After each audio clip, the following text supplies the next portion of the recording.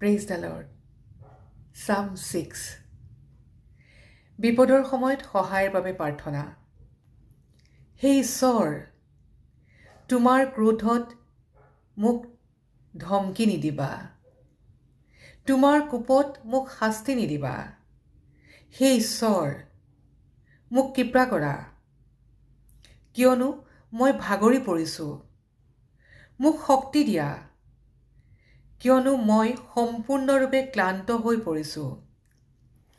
মোৰ প্ৰাণ অতি ব্যাকুল হৈছে, কিন্তু হে ঈশ্বৰ, মোক সহায় কৰিবলৈ কিমান কাল পলম কৰিবা। হে ঈশ্বৰ, উলটি আহি মোৰ প্ৰাণ ৰক্ষা কৰা। তোমাৰ দয়া অনুসাৰে মোক মৃত্যুৰ পৰা উদ্ধাৰ কৰা, কিয়নো মৃত্যু অৱস্থাত তোমাক সোঁৱৰণ কৰা নাযায়।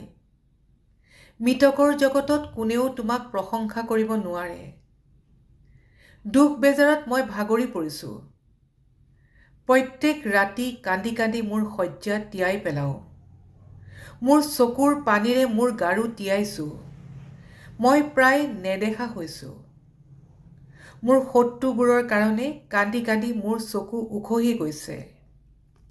সেই কুকৰ্মীবোৰ, মোৰ ওচৰৰ পৰা গুচি যা, কিয়নো ঈশ্বৰে মোৰ ক্ৰন্দন শুনিলে। তেওঁ মোৰ নিবেদন শুনিলে। তেওঁ মোৰ প্ৰাৰ্থনাৰ উত্তৰ দিব। মোৰ শত্ৰুবোৰে পৰাজয়ৰ তিক্ততা অনুভৱ কৰিব। সিহঁতক হঠাতে খেলিমেলিৰ মাজত খেদি পঠোৱা হ'ব। আমিন। Thank you, Jesus. Thank you, Holy Spirit of God.